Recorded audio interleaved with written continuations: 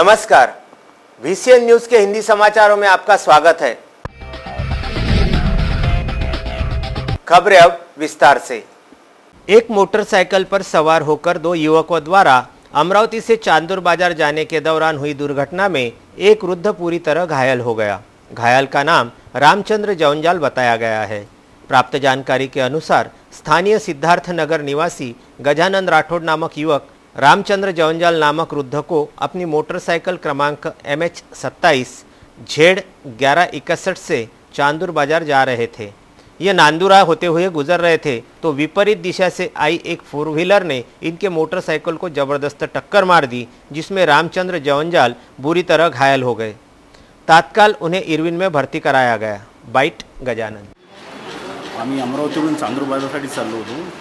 नांदुरा ते पुसदाच्या मधात मोटरसायकलवर होतो। आमच्या मागे कार आली डॅटसन कंपनीची। त्यांनी कंडक्टर साईडने आम्हाला अशी धडक मागून तर आजोबा एकदम खाली पडले आणि गाडीचं कंट्रोल हे झालं। त्याच्यानं आम्ही पूर्ण 2 जण खाली पडलो।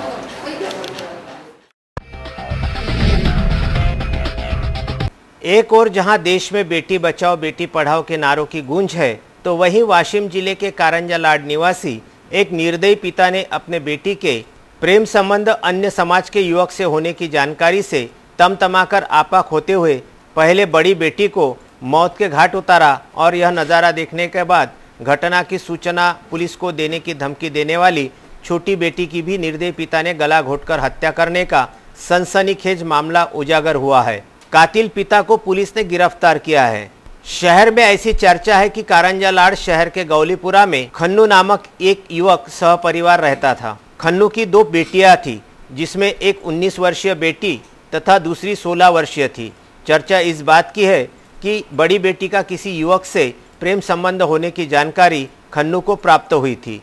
दूसरे समाज के युवक से अपनी बेटी के प्रेम संबंध की जानकारी मिलने पर खन्नू का गुस्सा 7वें आसमान पर पहुंच चुका था। घर पहुंचकर उसने बड़ी बेटी को भला बुरा कहा। यह बात कुछ दिनों पूर्व की है। इस विषय पर घर में पिछले कुछ दिनों से तनाव की स्थिति भी चल रही थी, लेकिन बड़ी बेटी का कारनामा खन्नू के दिमाग से उतरने का नाम नहीं ले रहा था।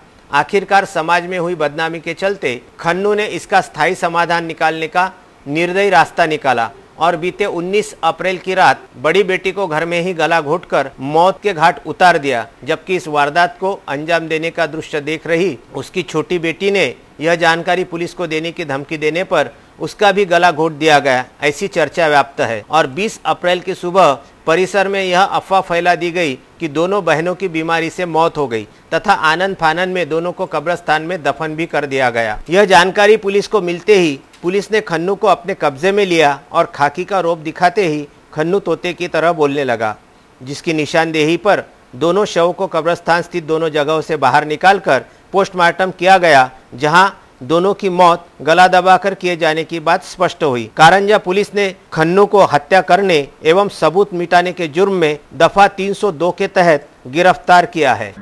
आज कारंजा पुलिस स्टेशन कारंजा लाड जिला वाशिम महाराष्ट्र में कल एक हमारे यहाँ के एक ऑनर की बिल का मामला हो गया। एक बाप ने अपने दोनों लड़कियों को मार के उसको दफन किए थे। उसके ऊपर से कल 19 तारीख को रात को उसने मारे और मारने के बाद सुबह भी नाटक किया कि हमारे लड़का दोनों मर गए थे। ऐसा पता कि मोहल्ले वाले को फिर बाद में सबको जमा करके उसने दफन किए थे। कब्रिस्तान में ले जाके दोनों लड़कियों को दफन किए। लेकिन बाद में हमारे पुलिस खुफिया के मुताबिक हमको ऐसा पता चला कि उसके में कुछ तो गड़बड़ है, क्योंकि जवान लड़कियां थी। एक 16 साल की लड़की थी और दूसरी 18 साल की थी। दोनों जवान लड़कियां होने के बावजूद मरने के बावजूद भी हमको कोई पता नहीं, पुलिस को या हम डॉक्टर को किसी को खबर ना देते हुए उन्होंने दफन किया था। इस सेट पर से हमने फिर उसको उसके अंतर्विधि होने के बाद पुलिस स्टेशन में लाए, पूछताछ किए तो हमने जो भी उसको पूछे तो उसके मुताबिक वो सेटिस्फेक्शन नहीं हुआ हमारा उसके जवाब से। तो हमने आज सुबह SDM साहब के रिक्वेस्ट करके वो दोनों प्रेत बाहर कब्रिस्तान से बाहर निकाले। उसका जगह पर मेडिकल पोस्टमार्टम किया। उस पोस्टमार्टम में दोनों लड़कियों का गला दबा के उसको दोनों को मारे। उसके ऊपर से जब हमने मेडिकल रिपोर्ट को हमने प्राप्त किया तो उसमें स्पष्ट आया है कि दोनों लड़के का गला घोट के उसको मार डाला। लड़कियाँ की थोड़ा सा चाल चलन से पिताजी उसके बहुत परेशान हो गए थे। घर में वो लड़कियाँ माँ बाप का नहीं मानती थी, इसलिए उन्होंने गुस्से में आके फिर वो दोनों लड़कियों को मार डाला। उसका वो आरोपी जो है उसके पिताजी उसने कन्फर्स कर दिया कि हाँ मैंने मेरे लड़कियाँ मेरे माँ नहीं मानते थे माँ बाप का, इसलिए हमने उसका मर्डर किया, उसने बता दिया। सर किन धाराओं के तहत मामला दर्ज? अब इसमें 302 और 201 यानी कि उनको मर्डर किए, मर्डर करके उसको छिपाए, इसलिए 302 और 201 दफा 201 के मुताबिक अभी उस पर ऑफेंस रजिस्टर करके हम अगली कार्रवाई कर रहे हैं। शहर के शिक्षा हब समझे जाने वाले गाडगे नगर के राठीनगर स्थित CCIT नामक कोचिंग क्लास की तीसरी मंजिल से गिरकर बुरी तरह घायल हुए मासोद निवासी प्रथमेश वाकोडे की स्थिति में रविवार तक कोई विशेष प्रगति नहीं हुई। गाडगे नगर पुलिस के अनुसार घायल प्रथमेश का बयान लेने पुलिस टीम रविवार को भी उस निजी अस्पताल में गई थी जहां उसका उपचार जारी है, लेकिन डॉक्टरों के अनुसार फिलहाल वह कुछ कहने की स्थिति में नहीं है। जब तक प्रथमेश का बयान दर्ज नहीं होता तो कुछ कहना जल्दबाजी होगा। इस बीच इस घटना को लेकर तरह तरह की चर्चाओं का बाजार भी गर्म बताया गया। राज्य सरकार मवेशियों के लिए चलाए जाने वाले अस्पतालों के लिए करोड़ों रुपए की निधि का प्रावधान करती है। मवेशियों के स्वास्थ्य हेतु उन्हें होने वाली बीमारियों के बेहतर इलाज के लिए जिला एवं तहसील स्तर पर लाखों रुपए खर्च कर पशु वैद्यकीय अस्पताल प्रारंभ किए जाते हैं, जहां खासकर नागरिकों के पालतू मवेशी तो ग्रामीण में किसानों द्वारा अपने मवेशी इलाज के लिए लाते हैं। ऐसा ही एक पशु वैद्यकीय अस्पताल है दरियापुर जिले के ग्राम थिलोरी में, जिसे जिला परिषद के माध्यम से विगत 8 से 10 वर्षों पूर्व बड़े धूमधाम से प्रारंभ किया गया था। करोड़ों की लागत से प्रारंभ किए गए इस पशु वैद्यकीय अस्पताल के प्रारंभ होने से क्षेत्र के किसानों में अपने मवेशियों को निरोगी रहने को लेकर उम्मीद की किरण जागी थी, लेकिन गांववासियों की उम्मीद पर बहुत जल्द ही पानी फिर गया। मवेशियों के उपचार के लिए प्रारंभ किया गया पशु वैद्यकीय अस्पताल खुद ही मरीज बन चुका है।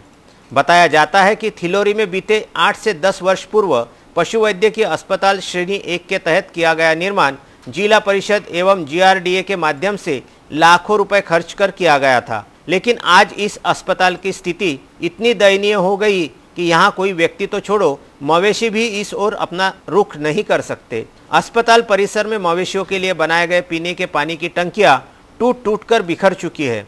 अस्पताल की इमारत निर्माण में सीमेंट का उपयोग या फिर मिट्टी का उपयोग किया गया, यह कहना मुमकिन नहीं है। दरियापुर से हमारे संवाददाता किरण होली की एक खास रिपोर्ट। खबरों में अब वक्त हो चला एक छोटे से ब्रेक का, कहीं मत जाइए, देखते रहिएगा VCN न्यूज।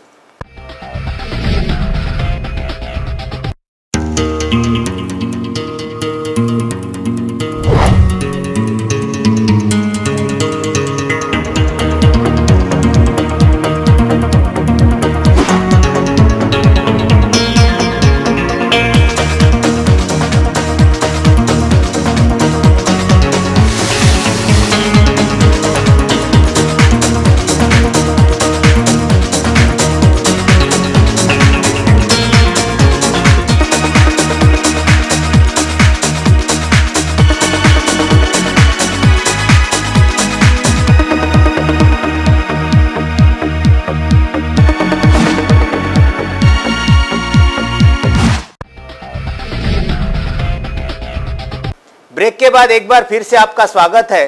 देखते हैं कुछ अन्य खबरें विस्तार से।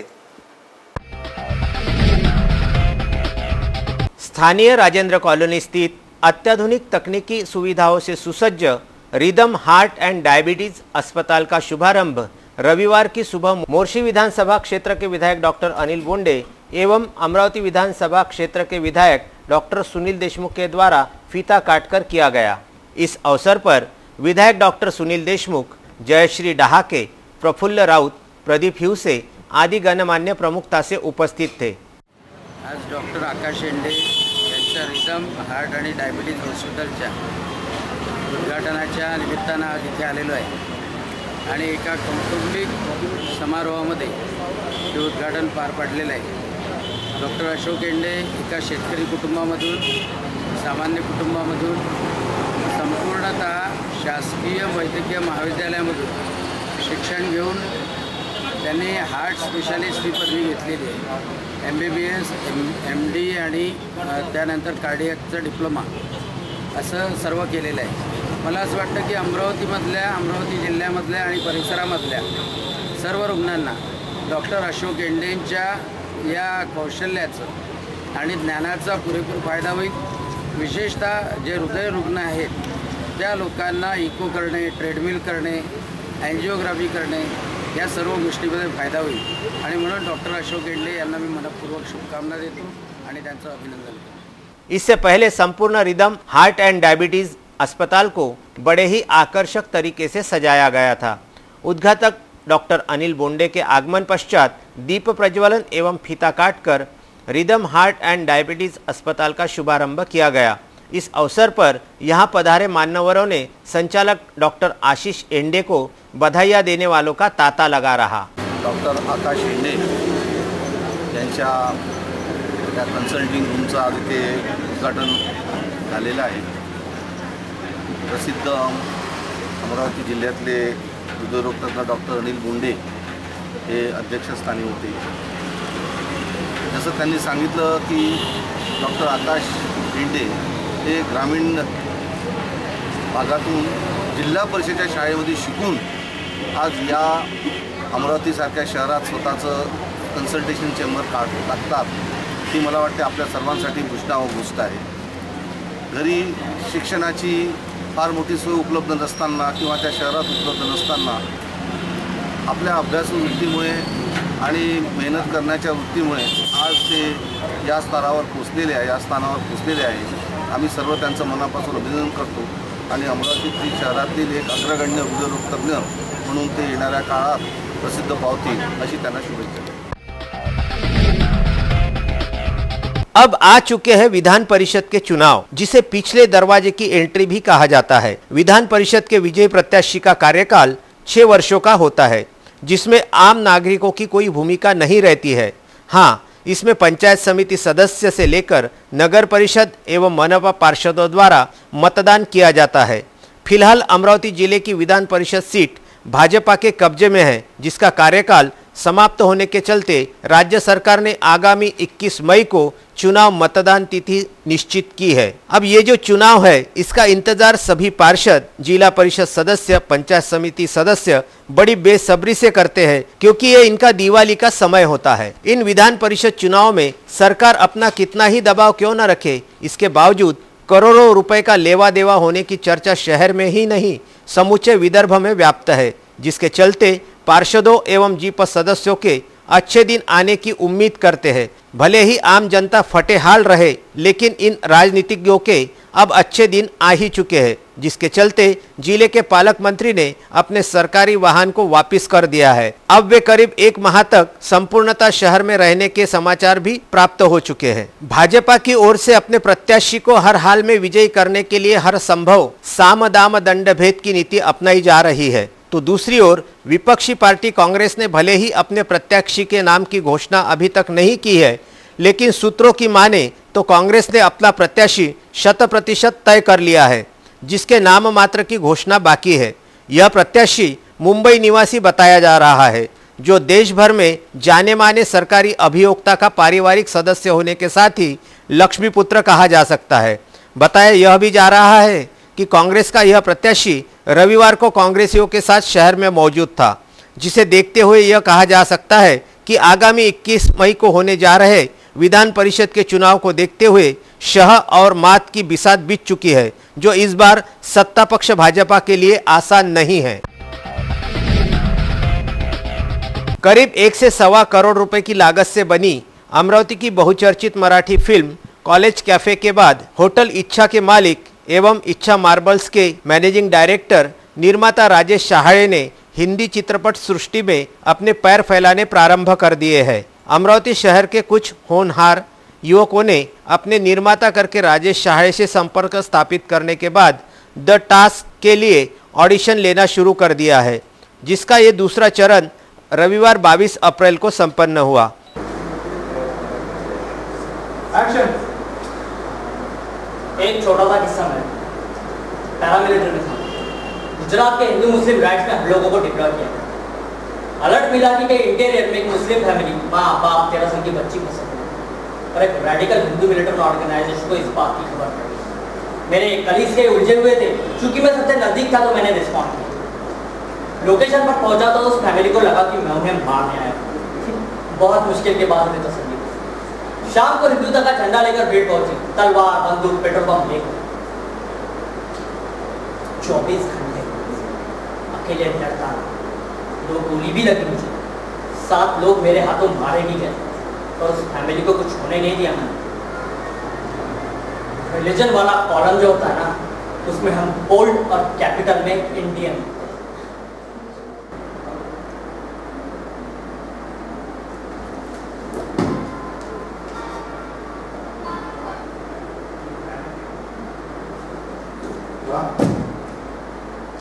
आगामी 15 मई से द टास्क नामक एक्शन फिल्म का मुहूर्त शूट अमरावती शहर के पुलिस मुख्यालय पर किया जाएगा। ऐसी जानकारी ऑडिशन के दौरान निर्माता राजेश शहाळे, जनसंपर्क प्रमुख मंगेश ठाकरे ने दी। मी कॉलेज कॅफे नावाच्या चित्रपटानंतर द टास्क नावाची ही हिंदी चित्रपट बनवण्यास ची सुरुवात करत आहे। त्याबद्दल मी आज 22/4/2018 रोजी ऑडिशन घेत आहे। या ऑडिशन नंतर पुढल्या महिन्याच्या 15/5/2018 रोजी या पिक्चरचं शूट सुरू करण्यात येत आहे। नमस्कार, श्री इच्छा फिल्म्सच्या वतीनं दुसरा हिंदी चित्रपट एक ॲक्शनपट हा सुरू होतो आहे, ज्याचं नाव आहे द टास्क। मागेही आपण याच्यासाठी ऑडिशन्स घेतल्या आणि ही ऑडिशनची दुसरी वेळ आहे। यामध्ये जवळपास यंदाच्या वेळेस संपूर्ण विदर्भातनं, विशेष करून UP बिहार साईडचे असलेले काही विद्यार्थी वर्धा इकडच्या कॉलेजमधून इथं आले ऑडिशन द्यायला। आणि या चित्रपटातील जी कलावंताची यादी आहे ती पण खूप मोठी होणार आहे। त्यामुळं जास्तीत जास्त संख्येत आम्हाला कलावंत लागेल। म्हणून आपल्या सर्वांना विनंती आहे की आपण आपला प्रोफाईल, आपला डाटा, बायोडाटा आमच्या ॲड्रेसवर पाठवा आणि या चित्रपटाचे आपण एक भाग व्हा। प्रत्येकजण हिरो बनायला येतं, हिरोईन बनायला येतं, त्याचा आनंद आहे, त्याचं आम्ही स्वागतच करतो। परंतु या चित्रपटासाठी story writer, dialogue writer, action सीन्सवाली, fight master, choreographer, art director, cameraman अशा टेक्निकल टीमची आम्हाला बरेच लोकांची आवश्यकता आहे। असं जर आपल्यामध्ये कोणामध्ये काही टॅलेंट असेल, आपल्याजवळ काही अनुभव असेल तर तुम्ही संपर्क साधा, कारण ह्या चित्रपटाला आपली आवश्यकता आहे। आणि संपूर्ण अमरावतीकरांना विनंती करेल की जास्तीत जास्त संख्येने या चित्रपटासाठी आपण सुरुवात करावी आणि आमचा मानस हा आहे की जास्तीत जास्त लोकांना यात काम द्या। म्हणून पुन्हा एकदा विनंती की आपण या द टास्क चित्रपटासाठी श्री इच्छा फिल्म्सचा संपर्क साधा। आणि त्या हेतूने त्यांनी इथल्याच लोकांकडून, इथल्याच मुलांकडून, एक नवीन जनरेशन आहे, या नवीन मुलांनी ही स्टोरी लिहिलेली आहे, तर त्यांना एक हातभार लावला आहे, त्यांना छत्र दिलेलं आहे आणि त्या मुलांना साथ देऊन ही नवीन चित्रपटाची निर्मिती ते करत आहेत। म्हणून मी सगळ्या अमरावतीकरांना आवाहन करतो, त्या चित्रपट नक्की बघायला या जेव्हा पूर्ण होईल तेव्हा। नुकतंच आता याचं ऑडिशन सुरू आहे आणि या ऑडिशनमध्ये भरपूर लोकांनी सहकार्य करावं अशी माझी इच्छा आहे। इस ऑडिशन के दौरान एडवोकेट चंद्रकांत कराळे प्रमुखता से उपस्थित थे।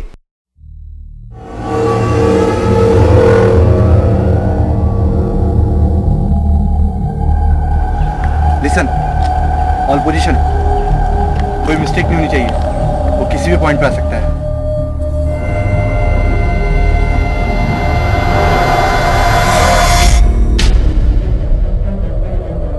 प्रोफेशनल आर्मी और छोटे मोटे शूटर्स के अलावा कुछ ऐसे भी लोग हैं जिनकी कुछ पहचान नहीं, ये अपने प्रोफेशन को छोड़ के पैसे के लिए काम करते हैं।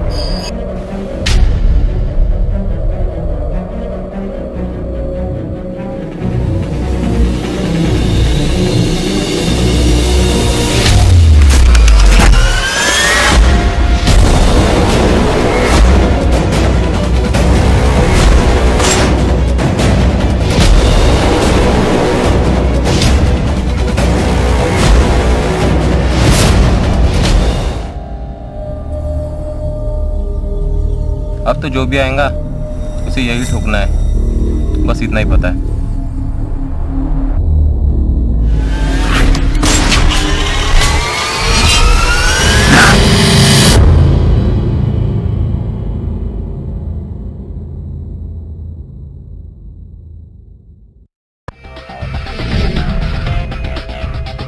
संपूर्ण महाराष्ट्र को दुष्काल मुक्त करने के लिए पानी फाउंडेशन तथा भारतीय जैन संगठन के संयुक्त तत्वावधान में विगत 2016 से अभियान चलाया जा रहा है।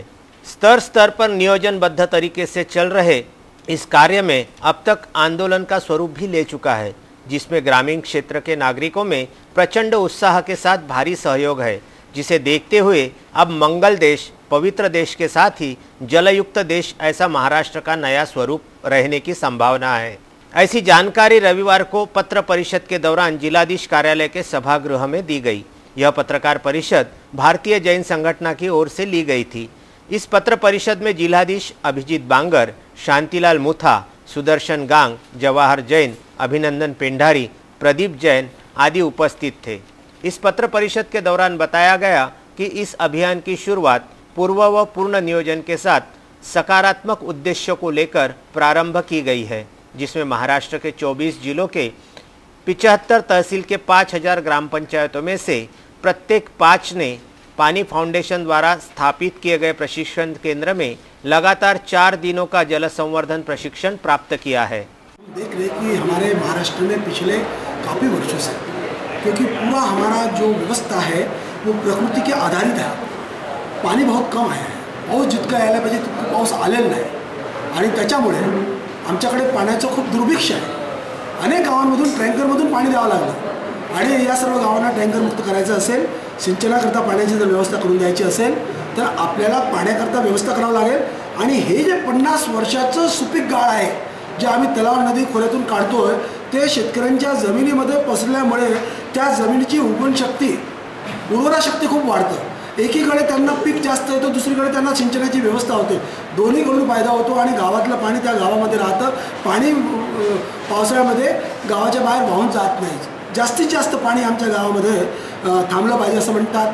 पाणी फाउंडेशनचं स्लोगन आहे की to teach running water to stop, जे धावतं पाणी येतं त्याला चालायला शिकवा। To teach walking water to stop, चालणाऱ्या पाण्याला थांबणं शिकवा आणि थांबलेल्या पाण्याला जिरणं शिकवा। To teach stop water to percolate, जितकं पाणी आम्ही जिरवू याच्यामध्ये तितकं जास्त फायदा त्या गावाला आणि शेतकऱ्यांना होणार आहे। आणि या संदर्भामध्ये अधिक लोकांना मोटिवेट करण्याकरता आमचे आदरणीय शांतिलाल मुथा यांनी दौरा सुरू केलेला आहे। सोलापूर, बीड, उस्मानाबाद, लातूर या दौरा हे सर्व जिल्हे जे आहे जिथे काम सुरू आहे तिथे त्यांचा दौरा झालेला आहे। इसके लिए भारतीय जैन संगठन की ओर से जेसीबी पोकलैंड की व्यवस्था की गई है। प्रत्येक गांव में इस कार्य के दौरान पोकलैंड के लिए सरकार की ओर से 150 लीटर डीजल दिया जाएगा। नियोजित कार्य, नियोजित समय तथा गुणवत्तापूर्ण कार्य करने वाले गांव को प्रथम विजेता के रूप में 75 लाख रुपए, द्वितीय को 50 लाख तथा तृतीय को 30 लाख रुपए और चौथे विजेता को 20 लाख रुपए का इनाम दिया जाएगा। जबकि उत्कृष्ट कार्य करने वाले प्रत्येक तहसील के गांव का 10 लाख का इनाम भी दिया जाएगा। जिले के धारणी, चिखलदरा, वरुड़, मोर्शी, नांदगांव, खंडेश्वर का समावेश इसके तहत किया गया है। तो महाराष्ट्र इस अभियान के तहत पानी फाउंडेशन पिछले 3 वर्ष से बहुत सुंदर काम कर रहा है। पहले वर्ष में 3 जिला और 3 तालुके, दूसरे वर्ष में 13 जिले और 30 तालुका, और इस वर्ष 24 जिला और 75 तालुका में हज़ारों गांव में क्षमा आधारित काम करने के लिए मोटिवेशन कर रहे हैं और उनको प्रशिक्षण देकर बहुत बढ़िया काम उनकी टीम कर रही है। 3 युवा में डिवाइड किया उसको, बाकी महाराष्ट्र जो श्रमदान जो हो रहा है, कुछ काम ऐसे होते हैं कि श्रमदान के पश्चात जहाँ खड़क है, पाषाण है, वो काम श्रमदान से नहीं हो सकता। वहाँ पर हमारे जो आदरणीय मुथा जी, शांतिलाल जी साहब है, उन्होंने एक निर्णय लिया कि जहाँ 15% काम होगा, 15 मार्क जहाँ मिलेंगे, ऐसे 3000 गांव में हम लोग 100 घंटे के लिए पोकलेन मशीन देंगे और 250 घंटे के लिए जेसीबी मशीन देंगे, जिसका कोई पैसा भाड़ा हम लोग लेंगे नहीं। और इस काम के लिए डीजल जो लगेगा वो महाराष्ट्र शासन देने के लिए उन्होंने GR ऑलरेडी निकाल दिया है। हज़ारों गाँव में आज श्रमदान चल रहा है और जिस गांव में 15% का काम पूरा हो चुका है उस गांव में हम लोग जेसीबी और पोकलेन मशीन देकर वो काम भी शुरू कर दिया है। इसकी हज़ारों न्यूज़ेस आपको देखने को मिल सकती है। हिंदी समाचारों में आज के लिए बस इतना ही। विदर्भ से जुड़ी तमाम जानकारी जानने के लिए देखते रहिए विदर्भ का सर्वश्रेष्ठ न्यूज चैनल VCN न्यूज। नमस्कार।